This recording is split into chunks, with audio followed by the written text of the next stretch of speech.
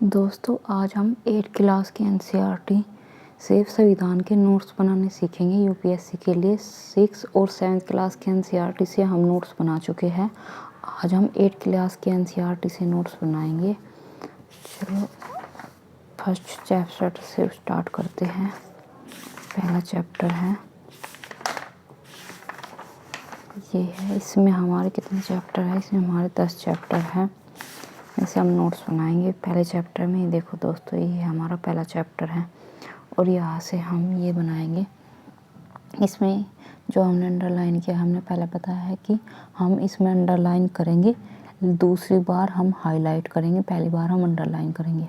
Okay, अब मैंने पहले से इसमें हाईलाइट कर रखा है, तो आप देखिए 1934 में भारतीय राष्ट्रीय कांग्रेस ने संविधान सभा के गठन की मांग को पहली बार अपनी अधिकृत नीति में शामिल किया। केवल भारतीयों को लेकर बनने वाली एक स्वतंत्र संविधान सभा की यह मांग दूसरे विश्व युद्ध के दौरान और तेज हो गई और अंततः दिसंबर 1940 में संविधान सभा का गठन किया गया। ओके, फिर हम यहाँ से करेंगे। दिसंबर 1940 से नवंबर 1949 के बीच संविधान सभा ने स्वतंत्र भारत के लिए नए संविधान का एक प्रारूप तैयार किया। यहाँ से हम सिर्फ यही बनाएंगे और हम आगे चलते हैं। आगे हम देखेंगे हमें क्या बनाना है। हमने कोई हाईलाइट नहीं किया है, हम आगे चलते रहेंगे, हमें ये सब पढ़ना है। अब हम करेंगे संघवाद। संघवाद का मतलब क्या है? संघवाद का मतलब है देश में एक से ज़्यादा स्तर की सरकारों का होना। हमारे देश में राज्य स्तर पर भी सरकारें हैं और केंद्र स्तर पर भी। पंचायत या राज व्यवस्था शासन का तीसरा स्तर है, ठीक है। और अब हम यहाँ पे देखेंगे बाबा साहेब डॉक्टर अंबेडकर को भारतीय संविधान का जनक कहा जाता है। ओके, सिर्फ यहाँ से हम इतना ही हाईलाइट करेंगे और सब पढ़ लेंगे। अब हम यहाँ से देखेंगे ये देखो, जब संविधान सभा ने सार्वभौमिक वयस्क मताधिकार के सिद्धांत को स्वीकृति दी तो सभा के सदस्य A.K. अय्यर ने कहा था कि यह कदम आम आदमी और लोकतांत्रिक शासन की सफलता में गहरी आस्था का द्योतक और इस विश्वास पर आधारित है कि वयस्क मताधिकार के जरिए लोकतांत्रिक सरकार की स्थापना ज्ञानोदय लाएगी। यह आम आदमी के कुशल क्षेम जीवन स्तर, सुविधा और बेहतर जीवन स्थिति को प्रोत्साहन देगी। ओके, अब हम देखेंगे यहाँ पे संसदीय शासन पद्धति। संसदीय सरकार के सभी स्तरों पर प्रतिनिधियों का चुनाव लोग खुद करते हैं संसदीय शासन पद्धति में। ओके, अब इसमें देखें हम शक्तियों का बंटवारा। ये हम संसदीय शासन पद्धति में देख रहे हैं कि संघवाद, ठीक है। संविधान, भारतीय संविधान मुख्य लक्षण, भारतीय संविधान के मुख्य लक्षण है। ओके, पहला लक्षण है संघवाद, ओके इसका, और दूसरा लक्षण है संसदीय शासन पद्धति, और इसका तीसरा लक्षण है शक्तियों का बंटवारा। संविधान के अनुसार 3 अंग है, विधायिका, कार्यपालिका और न्यायपालिका। विधायिका में हमारे निर्वाचित प्रतिनिधि होते हैं। कार्यपालिका ऐसे लोगों का समूह है जो कानूनों को लागू करने और शासन चलाने का काम देखते हैं। न्यायालयों की व्यवस्था को न्यायपालिका कहा जाता है। शक्तियों के इस बंटवारे के आधार पर प्रत्येक अंग दूसरे अंग पर अंकुश रखता है और इस तरह तीनों अंगों के बीच सत्ता का संतुलन बना रहता है, ठीक है। अब हम ये देखेंगे, संविधान सभा के सदस्यों को भय था कि कई कार्यपालिका इतनी ताकतवर न हो जाए कि विधायिका के प्रति अपने दायित्वों की उपेक्षा ही करने लगे। इस आशंका को ध्यान में रखते हुए सभा ने ऐसे कई प्रावधानों को संविधान में शामिल किया जिनके जरिए शासन की कार्यकारी शाखा द्वारा की जाने वाली कार्रवाइयों को सीमित और नियंत्रित किया जा सके, ठीक है। अब हमारा इसका 4th मौलिक अधिकार। हम ये समानता का अधिकार है भारतीय संविधान में उल्लेख है मौलिक अधिकारों के में से कुछ अधिकार है समानता का अधिकार, स्वतंत्रता का अधिकार, शोषण के विरुद्ध अधिकार, धार्मिक स्वतंत्रता का अधिकार, सांस्कृतिक एवं शैक्षणिक अधिकार, संवैधानिक उपचारों का अधिकार। ये सब हम पढ़ लेंगे। ओके, और चाहो तो आप नोट्स भी इसके भी नोट्स बना सकते हैं क्योंकि ये अच्छा है हमारे लिए।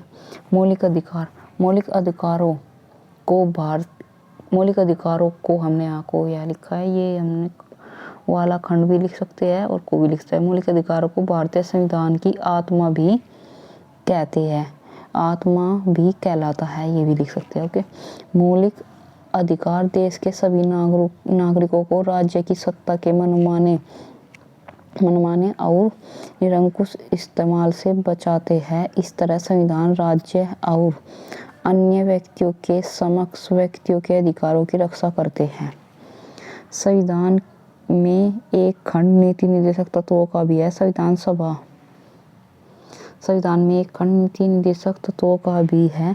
संविधान सभा के सदस्यों ने यह खंड इसलिए जोड़ा था ताकि और ज़्यादा सामाजिक और आर्थिक सुधार लाए जा सके।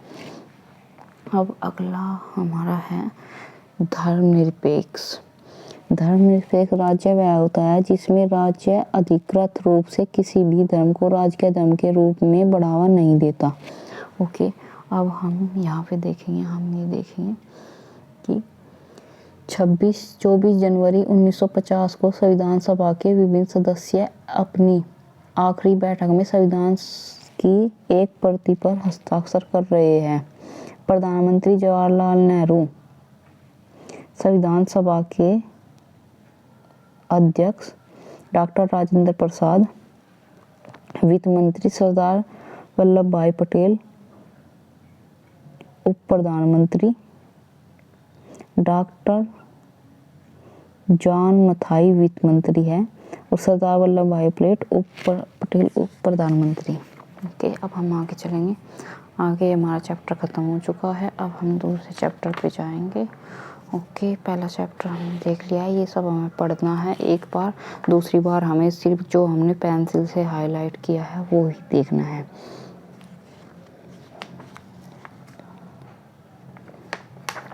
ओके, अब देखेंगे हम भारतीय धर्मनिरपेक्षता क्या है, ये इसके बारे में।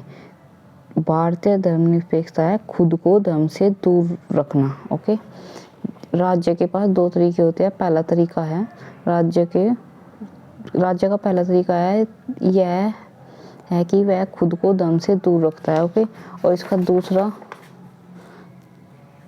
दूसरा तरीका ये देखो, धार्मिक वर्चस्व को रोकने के लिए भारतीय धर्मनिरपेक्षता का दूसरा तरीका है हस्तक्षेप की नीति।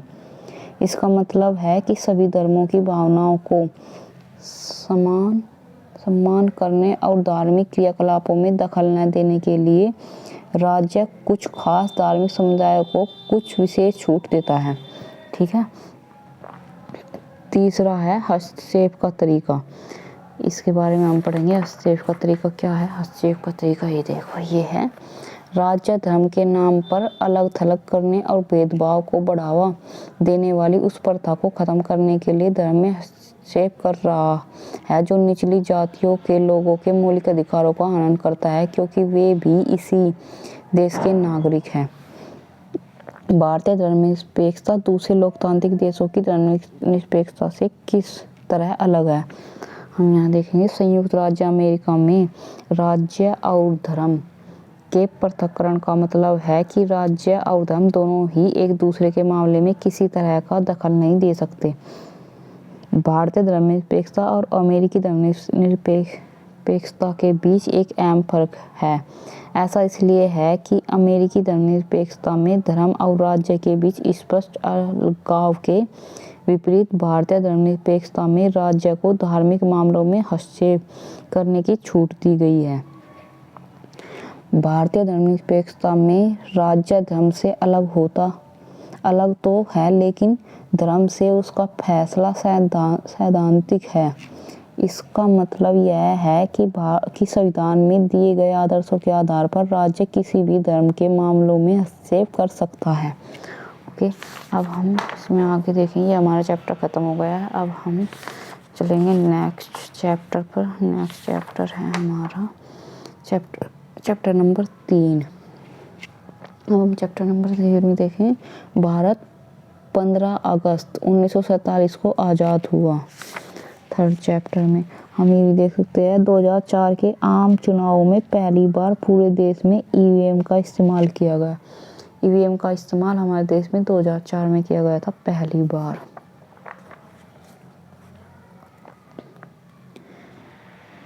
सार्वभौमिक वयस्क मताधिकार क्या होता है? सार्वभौमिक वयस्क मताधिकार का मतलब है कि देश के सभी वयस्क नागरिकों को वोट देने का अधिकार है। ठीक है, ये हो गया हमारा। अब ये देखिए, भारतीय संसद की सर्वोच्च कानून निर्मात्री संस्था है। इसके 2 सदन हैं, राज्यसभा और लोकसभा। राज्यसभा में कुल 245 सदस्य होते हैं। देश के उपराष्ट्रपति राज्यसभा के सभापति होते हैं। लोकसभा में कुल 545 सदस्य होते हैं। इसकी अध्यक्षता लोकसभा अध्यक्ष करते हैं। 545 प्लस 2, इसमें 543 चुने हुए होते हैं और 2 राष्ट्रपति द्वारा मनोनीत किए जाते हैं। ओके, अब देखें संसद की भूमिका। जिस तरह राज्यसभा के लिए चुनाव होते हैं, आमतौर पर लोकसभा के लिए हर 5 साल में चुनाव कराए जाते हैं। प्रत्येक निर्वाचन क्षेत्र से एक व्यक्ति को संसद में भेजा जाता है। ठीक है, अब हम आगे चलेंगे।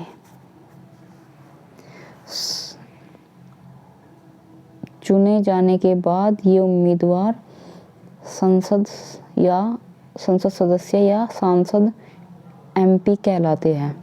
एमपी किसे कहते हैं? जो सांसद सदस्य होते हैं उन्हें एमपी कहते हैं। ठीक है, अब हम देखेंगे राज्यसभा के सदस्यों का चुनाव विभिन्न राज्यों की विधानसभाओं के निर्वाचित सदस्य करते हैं। राज्यसभा में 233 निर्वाचित सदस्य होते हैं और 12 सदस्य राष्ट्रपति की ओर से मनोनीत किए जाते हैं। अब देखें सरकार को नियंत्रित करना, मार्गदर्शन देना और जानकारी देना। संसद का सत्र सबसे पहले प्रश्नकाल होता है। संसद का सत्र 3 होते हैं।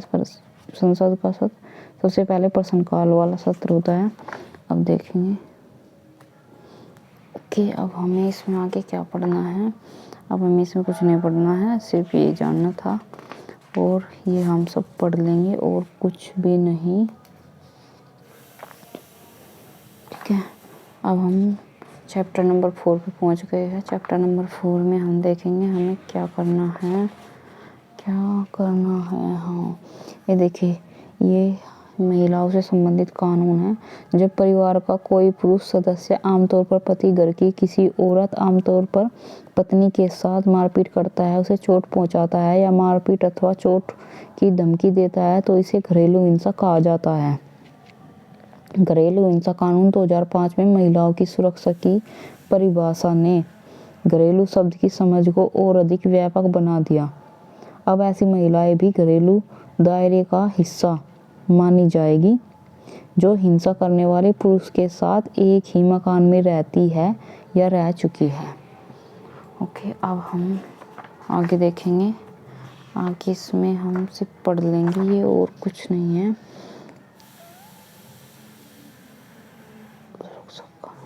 2006 में घरेलू हिंसा महिला सुरक्षा कानून लागू हुआ। ये देख लेंगे हम, ये हम हाईलाइट कर लेंगे। मैंने छोड़ दिया था गलती से, आप इसको हाईलाइट कर लेंगे और नोट्स बना लेंगे। ये हमारा चैप्टर हो गया है ख़त्म।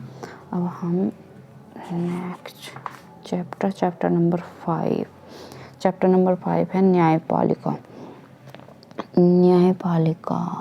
अब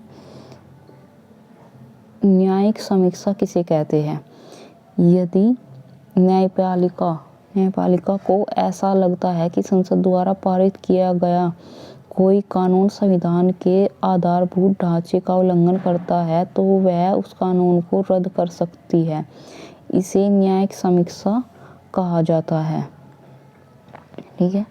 अब देखें, इसकी स्थापना 26 जनवरी 1950 को की गई थी। उसी दिन हमारा देश गणतंत्र बना था। उसी दिन हमारे देश गणतंत्र बना था। ओके, हाईलाइट कर लेंगे। अब हम इसमें देखेंगे भारत में अदालतों की संरचना कैसी है।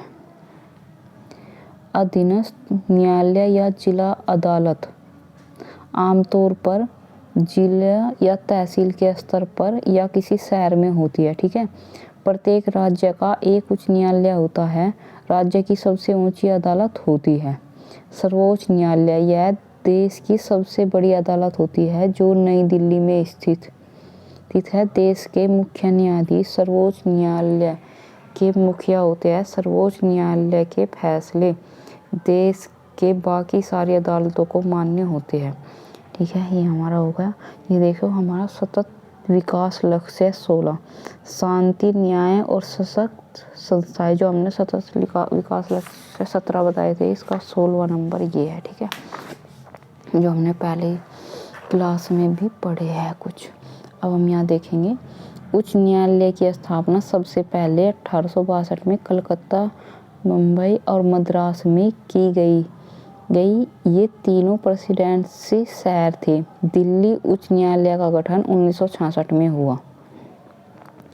ठीक है, अब हम देखेंगे यहाँ पे भारत में हमारे पास एकीकृत न्यायिक व्यवस्था है। इसका मतलब है कि ऊपरी अदालतों के फैसले नीचे की सारी अदालतों को मान्य होते हैं। ठीक है, ऊपरी अदालत के फैसले हम सारी अदालत को मान्य होते हैं। अब हम आगे देखेंगे, ये है फौजदारी कानून और दीवानी कानून। ये हम अपने पढ़ सकते हैं, सिर्फ पढ़ लेंगे। ठीक है, ओके। 1980 के दशक में सर्वोच्च न्यायालय ने जनहित याचिका की व्यवस्था विकसित की थी। जनहित याचिका 1980 के दशक में सर्वोच्च न्यायालय ने स्टार्ट की थी। अब हम और देखेंगे और क्या है इसमें। ये चैप्टर हमारा कंप्लीट हो गया है। सतत विकास लक्ष्य 2 भूखमरी समाप्त करना।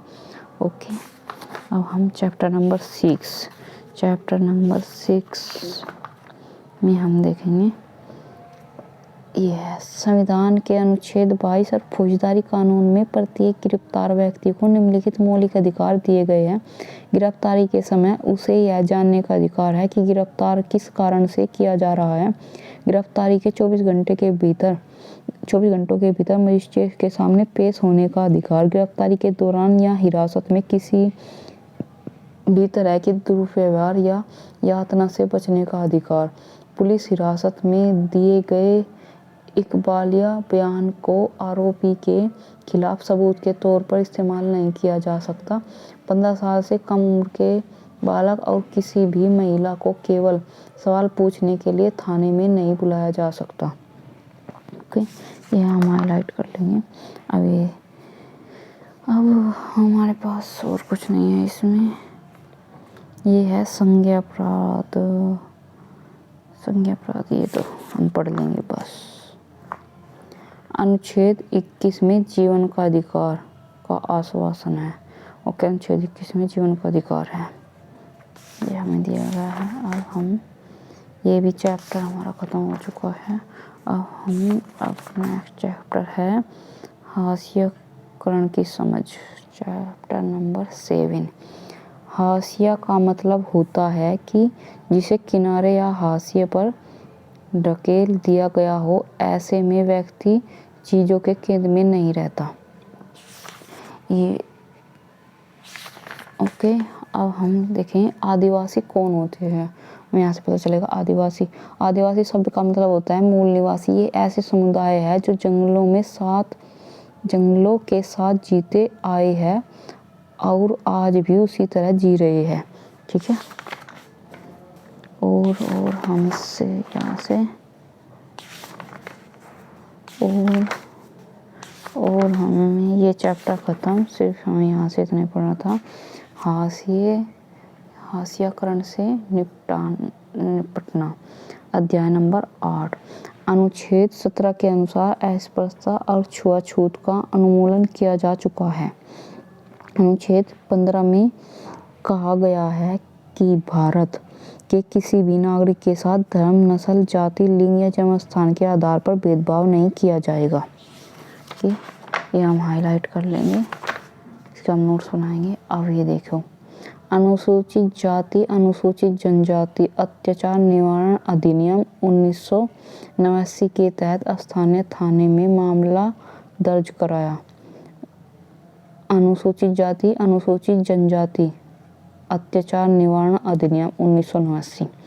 अनुसूचित जाति अनुसूचित जनजाति अधिनियम 1989 है, ये हम याद कर लेंगे।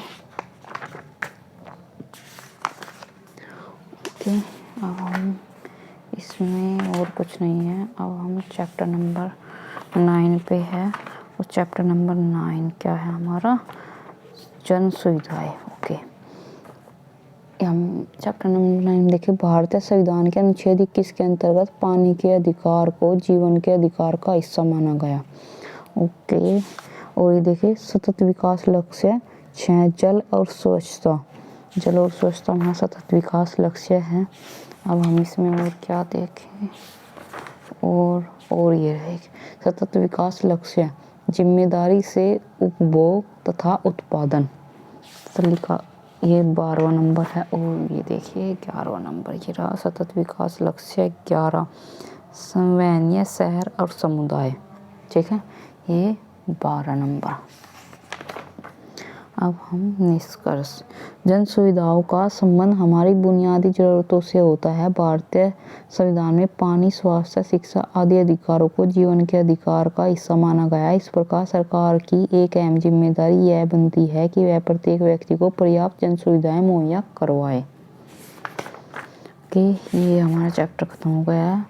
कानून और सामाजिक न्याय, इसमें हम देखेंगे, ये देखिए 2016 में संसद ने बाल श्रम प्रतिषेध एवं विनियमन अधिनियम 1986 में यह संशोधन किया कि 14 वर्ष से कम आयु के बच्चों के सभी व्यवसायों में तथा किशोरों 14 से 18 वर्ष के जोखिमकारी व्यवसायों और प्रक्रियाओं में नियोजन करने पर प्रतिबंध है। बच्चों या किशोरों के नियोजन को अब एक संज्ञेय अपराध माना गया है। ठीक है, ओके, अब हम देखें भोपाल गैस त्रासदी।